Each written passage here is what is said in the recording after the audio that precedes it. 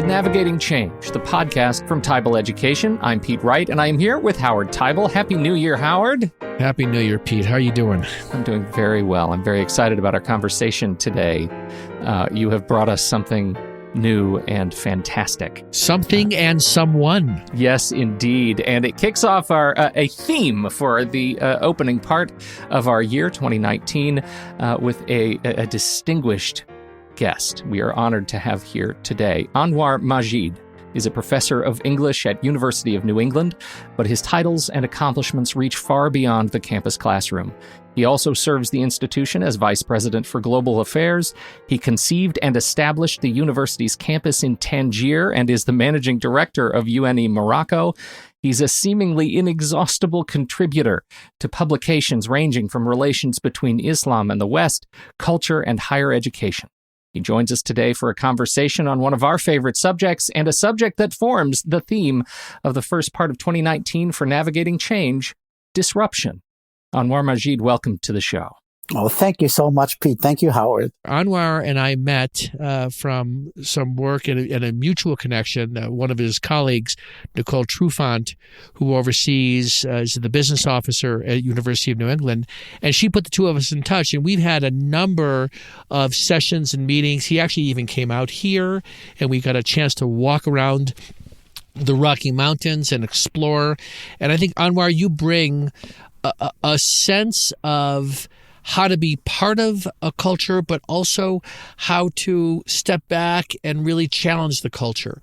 Basically, the way as I was thinking about this podcast, I began to reflect about my own itinerary and how I came to hold or embrace these kinds of ideas, or how I've become the person that I seem to be.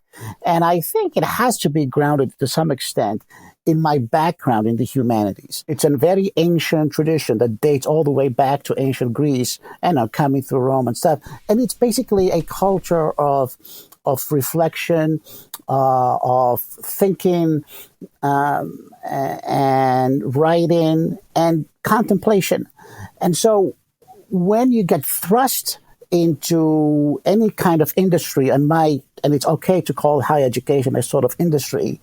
Absolutely. And you begin to see the behaviors of what happens in any other form of industry, camps and tribes within higher education. There's a tribe of administrators, there's a tribe of faculty. Administrators have a particular, and there's the trustees on the other side too. They look at, and so everybody begins to form some kind of prejudice towards the other.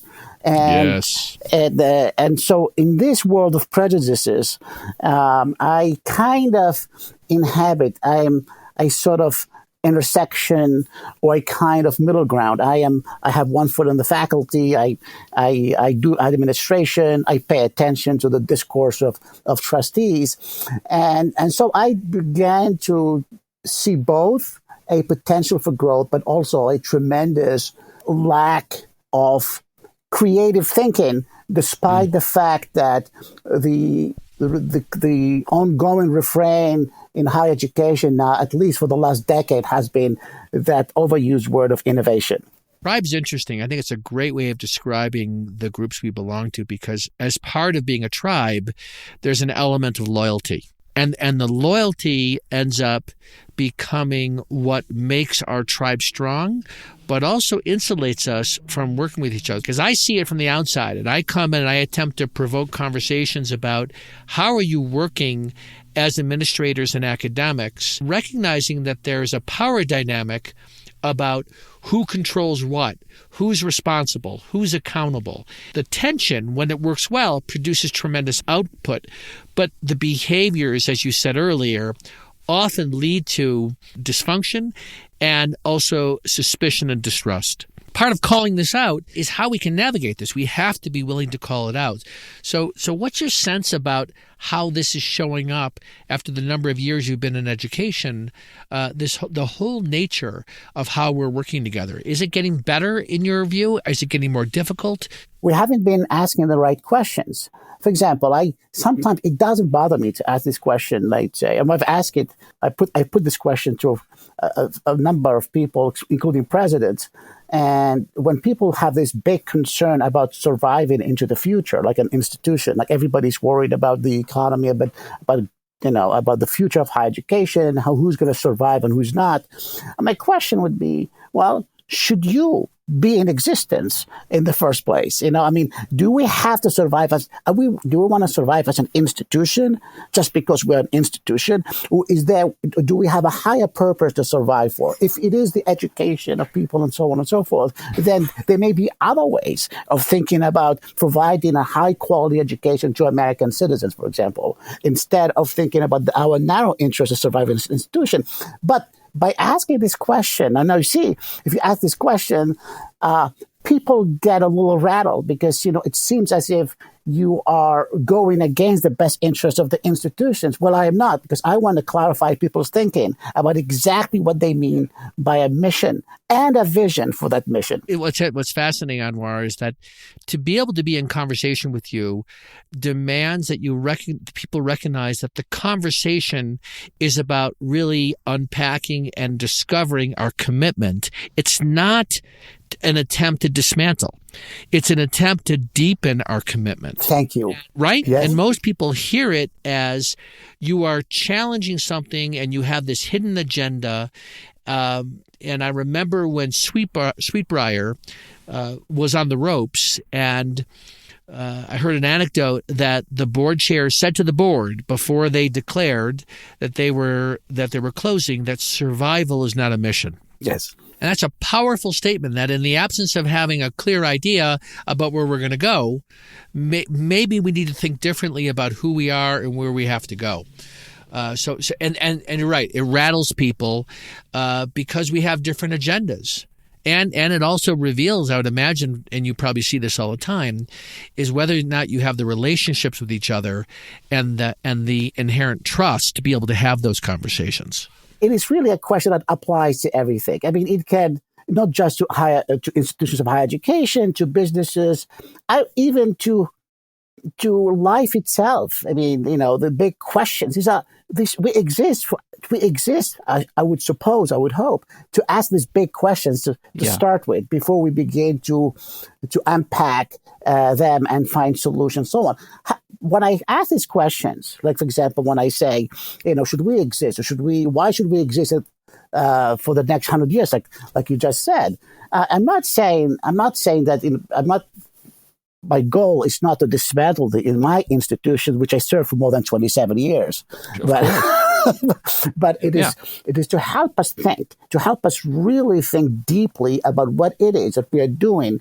And so if we have a very solid sense of our mission, which everybody thinks we do, then I think we can deliver a better education. We can give students and the community a better quality sort of cultural, educational experience, and we'll all benefit from that. So it's really critical for me to have a very solid idea of one's mission and vision. And the other thing that I think about a lot is the administrative structure of universities.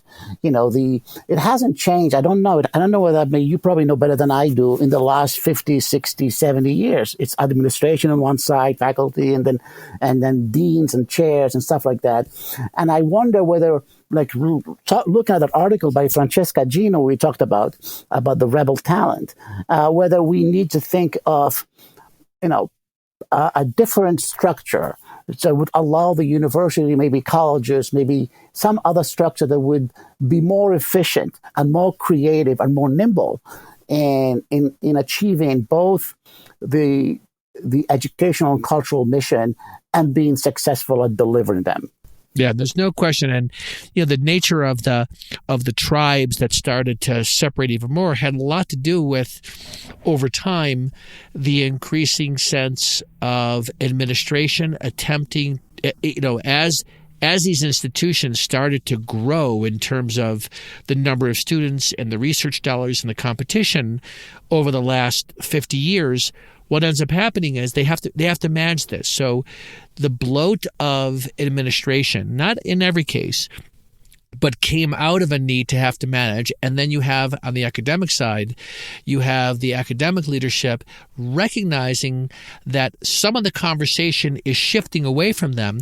And the history really has been, if we go back far enough, that they really were the crafters and creators and the inventors of what was this education. And from their perspective, in some cases, it feels hijacked by administration. And there's this ongoing delicate dance between how do we work together to both honor this as a tradition that is about taking a human being to the next level of what they need to become, while recognizing this as a business. And that tension is more present than ever. And you and I have talked about this other element, because you talk about mission. You and I have talked about, well, what really as we think about students of the future, what is it that we need to be providing them with? Because more and more we recognize our cell phones, our computers, the ability to navigate knowledge is no longer confined to the walls of our institutions, to our textbooks, or even to our faculty. So if this knowledge that is out there, and I say knowledge in terms of information, the amount of information we can get access to, that we can learn from, how does a university need to shift in terms of what its real offer is? And I'm curious what your sense of that is as knowledge has become so much more ubiquitous, and we've gone from a history where it's about the sage on the stage and you read this material and then we hand you a certificate saying that you have developed the skills to enter the world. I think we're in a different place right now, and our universities have not caught up with that. That's right. And I think we have become passive participants in a culture that is being dominated, sometimes monstrously so, by the high-tech industry. So, for example, in the current issue of Harper's Magazine, I just read an incredibly disturbing article by Fred Turner, who was a professor at one of the UC campuses. And he's talking about the origins of Silicon Valley, how it emerged out of the idealism of communes, and when they used to publish that the whole Earth catalog, I don't know whether you remember that, and which Steve Jobs treated as a Bible, and he compared it as a print version of Google, way ahead of time. But so they came out of this culture of idealism and do-it-yourself kind of thing. They wanted to create a progressive and connected global community. But then eventually this culture grew into the domineering and nowadays almost oppressive the system that has forced the entire world into its orbit. And so now people are trying to figure out ways to break away from it, to tame it, and so on and so forth.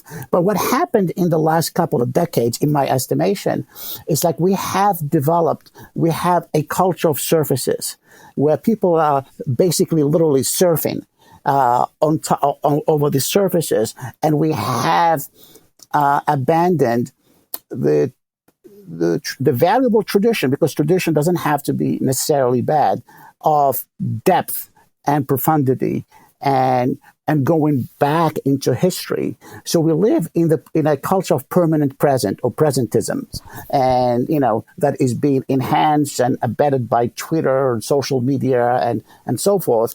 But the caliber and the quality of the human being living in this system has changed, and I'm not so sure it has changed for the better. So the role of the university, it may well be is to become the counterculture, so to speak, is to provide, because the university has always been the place where you could read and study things you would not otherwise have access to in the popular culture. At least that's how I used to present to my students. I tell them, you come to my class and you read Moby Dick and you read some obscure French writer, because you would never have a chance to do so if you didn't come to college. The college gives you an opportunity to know about these things that the popular culture out there, even though there are exceptions, is not going probably to provide, and you would not be going to look for it. We know from experience now that Google, even though the internet has made everything available, most people are looking for lowbrow cultural experiences. They're not looking for Shakespeare or for the class, the great musicians of classical music, the great composers, and so on. So the internet attracts, for the most part, people looking for a particular kind of cultural experience. There are exceptions. So I think the universities, in some ways, besides teaching the practical and the subject in the other areas of the humanities and social sciences, maybe they should start to think of themselves as a space where people are permitted to go against the prevailing trend. So what happens in the conversations among administrators and faculty is like, we are absolutely we are helpless in the face of this onslaught of technology. And the best we can do is adapt to it as fast as we can so that we may stay relevant going forward into the future. And what they mean, which I think is antithetical to what you're saying, is when they say adapt, they actually are also trying to figure out how to adopt. And in adopting, they're potentially moving further away from the kind of exploration you're talking about. I can't get over this sense. You talk about we live in the culture of the permanent present. That is just a perfectly positioned statement. And I can't get over the sense that not only, that so defines what students, potential students are looking for in higher education, but also what leaders in higher education are bringing to work every day. How does this culture of living in the permanent present impact how they lead and the change they seek to make? You said something when we started that may sort of anchor this conversation, and it felt like a cliffhanger when we first pressed record today, that you have trouble with the phrase best practices. And I wonder how that relates to this conversation. Can you give us a little insight? Well, you go to a lot of meetings, as you know, we go to a lot of meetings, and we often hear about best practices. It's like the thing that is beyond argument, that beyond dispute. There's something out there called best practice. I don't know who designed it, who defined it. So now we are supposed to do what they are doing. I was thinking of it once. Ironically, let's say maybe I'll get up in the morning and I will say, well, today I'm going to conduct my day or my life according to best practices. And what did that day look like, pray tell? He didn't brush his teeth. maybe today I'll try to be like Howard. I will spend my entire day like Howard. How did that go for you? That broke down probably really quickly. That was a huge mistake. What I'm saying is, implicitly, this notion of best practices teaches or, basically produces a mindset that is conformist, that we are supposed to all do the same thing, as if all the institutions and colleges and universities are cut from the same cloth. But each university, each college has its own proper DNA. It's just what I said. It's like me, Anouar, getting up in the morning and asking myself, okay, today I'm going to live my life according to best practices. So a university in England gets up, or Brown University or Harvard or whatever, they all have their own histories, their own DNA, their own memories, their own institutional realities. And I think it is those that should define the vision and the mission, while being confined within other systems, which like accreditation systems or government funded systems and stuff like that. But I think it's that kind of thinking that seems to come easy to administrators and at the expense of that non-conformity we're trying to talk about. Well, because it's the act of activity that is celebrated. Yeah. Yes. Right. In large part, when you bring that to the table as a department manager and say, I've done something, I've researched best practices in this field, and now I've set the bar at exactly this much higher than where it was yesterday. And it leads to a culture of sameness. Yes. The best practice mindset, what's behind people articulating that is a fear and a recognition that we really don't think we're doing something of value. And maybe if we can get ourselves to a bar that we are at least doing something close to another institution, rather than thinking for ourselves, but that will elevate our capacity to do, what are best practices for enrollment practices? What are best practices for facilities utilization? So I have no problem with people going out and saying, let's do a research trip and see what others are doing. But that's not what they do. They then look for something and they go, oh, that looks good. Let's imitate that, and not ask the question, is that right for us? And is that the bar we really should be striving for? Another term that I like that's a bit of a disruptive recognition is, instead of best practices, to think about it as next practices. Because next practices speaks to this idea of, it's not about taking that and imitating it. It's about what should be the next practice, and it's not necessarily what everybody else is doing. Absolutely. I think, the notion, I like the word creativity. I like it more so than innovation, because, you constantly are in a creative mood, because the challenges and at least from the point of view of administration, the challenges never stop coming at you in terms of, but it has to be, this creativity has to be very mindful of the powerful impact and legacy of tradition, and Yes. And because tradition, the classics will always be the classics, despite whatever people might say about them. There's a tradition that we've inherited that has shaped entire generations and of people and nations and so on. We need to be very mindful of that while we are thinking about the future. So it's and also along with that is the continuing and honest thinking about our place on this earth and the planet, and about what we mean by education and what is the purpose of our existence as an institution or even as a community. Let's come back to conformity for a minute, because I think that your comments about best practices and your comment, Pete, is it leads to sameness. One of the things we're going to share that you brought to me is this article, The Big Idea from a Harvard Business Review, Rebel Talent. And the subtitle here is, if you want engaged employees, let them break rules and be themselves. And there's one small section in here, and I think, Anouar, that's what you attempt to navigate in your career. And some people like it, some people don't. And navigating that well is an art, right? It's an art to be able to pay attention to how far you really can push, and the underlying need is to really have built trust that the other, that is the listener, recognizes that you're pushing the boundaries is to produce something that is so we can be better, not because you think what's happening is bad or wrong, but asking people to be in an engaged kind of conversation.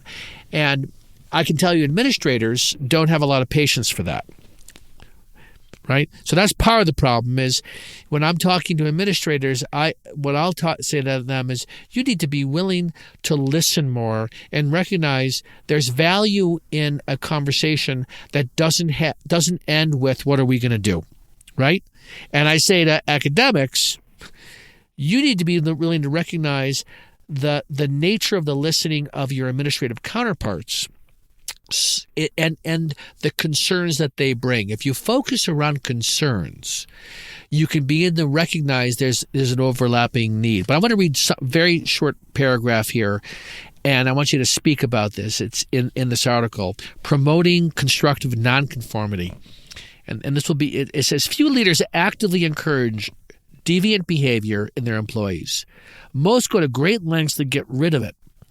Yet nonconformity promotes innovation, improves performance, and can enhance a person's standing more than conformity can. And this goes on. But I'm really struck by this idea of, because in my work, there is absolutely, the nonconformity is allowed in people who have a certain kind of power. But if you move through the organization, as we move down, it is discouraged to raise tough issues. And then people say, well, why aren't we having relevant conversations? So when you find yourself navigating that conversations, whether it's in the programs you're developing or within the cabinet, what do you find really helps produce the right kind of listening in terms of offering something up that might be controversial, but you also want to engage them? Say a little bit about where you've had some success in this area. There's not enough time in these settings, like, cabinets or university councils and stuff like that, because there's so many issues. It's not the right forum. These places, great point. They're not the right fora for these kinds of conversations, which means we need to create a space.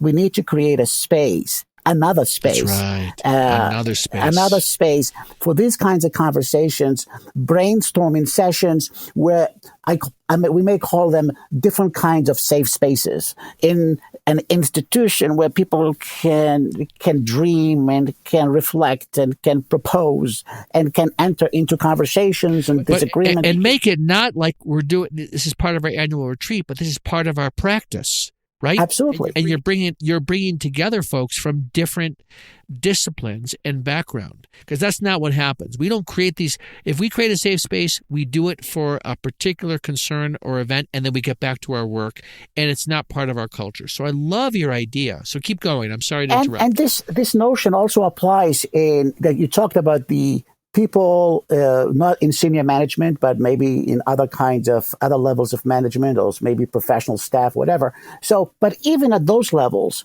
I mean, I personally, whenever I meet with people, I challenge them to think differently. Sometimes I use provocative words like, why don't you try to be a subversive? And they get a little shocked by the term. They say, well, because if I want to get something new from a person, some different, like a new idea, then I need to provoke them out of the conformity or out of the status quo thinking. Yes. And that will be a little jolt to their, to their systems. But out of that, you get some creative. You do it even when you give writing assignments or English composition assignments, or even, if you want to get something interesting, which we call creative, then you must be a provocateur. And in fact, it was the very first essay I wrote when I was a graduate student at Syracuse, when I was taking a course on how to be a teacher. And I defined the teacher as a provocateur. And I still have that paper. So, beautiful. And the other thing is, if I may relate this to my early experiences, where I come from as a faculty member.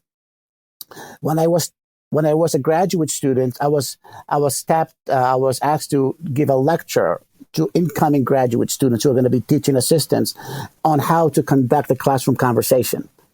So I had a whole bunch of students in the class, brand new teaching assistants. They're older people. They're about my age. And I sat in front of them and said, how do I get them to think about their role as teachers who can conduct an interesting conversation during the class? And I looked at them and I said, well, if you are not, this is a little provocation, if you are not good at being social beings, or if you're not good social beings, you know how to have conversations with people, you're not going to be good teachers. And they were very upset. and they protested, they argued vehemently, and so for 15 minutes we didn't know. They never stopped arguing and making a case for themselves. And I said, well, see, we had a classroom conversation for 15 minutes. You had no idea. And knowing you as well as I do, I think one of the challenges is as you move into a space where it's not about let's explore, but let's solve, then the nature of the conversation is different. And this is part of the weakness of senior teams very often, is they're too focused on problem solving and they don't make space for exploring what are we trying to do, or why are we trying to do it. And we go with the leaders, well, this is what the leader wants to do, or the most impactful voice in the room says this is why we need to do it, and then we stop talking. And I think what you're promoting here that everybody in listening to this should be paying attention to is to what extent are you opening conversations for those around you so you can explore an idea before you jump to what do we want to do. And I think this is a critical missing skill that we want to see in our students, but we don't hold ourselves accountable to be like that. Well, it's a funny thing, right? I mean, is there a fair economy for that sort of leadership introspection, right? When ideas get to the point where, you walk into a boardroom and you have to present an idea, is there an institution that has embraced this idea where they take what you have brought them the research and they say, okay, now let's really hash this out? I would say no. I don't know of an institution that does that really exceptionally well, because of the economy of introspection is devalued at that level, right? And also the orientation when you move up the ranks into even you're an academic, but in an administrative role, it's so oriented around activities, things we have to do, problems we have to solve, putting out fires, and they lose the capacity and they don't make the time for the kind of and by the way, that's not true across the board. I'm working with some institutions that are making a deep, long-standing commitment to making sure we're having conversations and not just solving problems or solving symptoms. So I think you're right, Pete. And I think that is not the norm, and it should be. And part of the challenge is once you are promoted into a position that at a certain rank, the institution has created a culture that devalues those sorts of conversations, and that's the real challenge. You may be exceptional at doing that, but you're not valued for that skill anymore. Well, let's be honest about this. It's there's a background culture of the institution, but there's also the leaders you have in that moment. And when we have a leadership change in president or provost or the deans or any role that oversees activities and people, it opens the door for a new kind of exploration, or it closes the door because the last person was not just valued because of they loved what this person brought, but they had a capacity to move things in a direction. What's fascinating, Anouar, is more and more the nature of the tenure of a college president is decreasing. And I talk to more and more people. If I ask them, I said, you'd be a great president. So many of them say, I'm not sure I want that job. Yeah. Because the nature of the job is not what it used to be. Yes. When you speak, you produce, you can tell, and I think we're going to talk more about maybe we'll have another session to do this, but this idea of being a provocateur and having the capacity to get people to think more deeply and then other people actually solve the problems, I think that it would be both enlivening to work for you, but also difficult to work for you. Mm-hmm.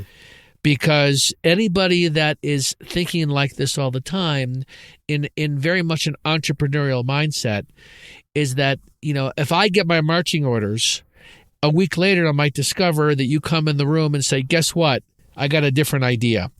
And people get very attached to their marching orders. And that's part of the limitation that people have in organizations is that they're not comfortable pivoting when you have somebody that brings ideas and wants to shift.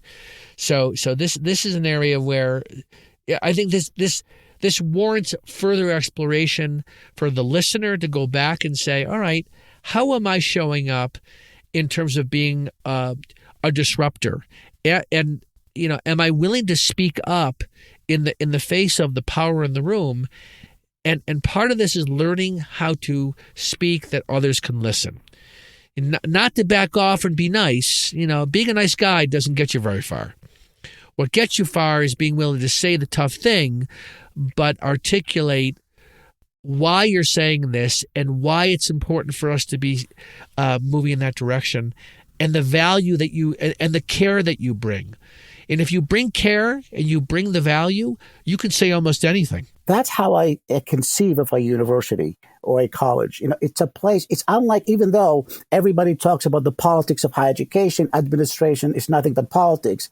But I kind of refuse to see it that way. I think it's a different kind of institution where people, our main business, we are mostly nonprofit organizations. Our main business is education.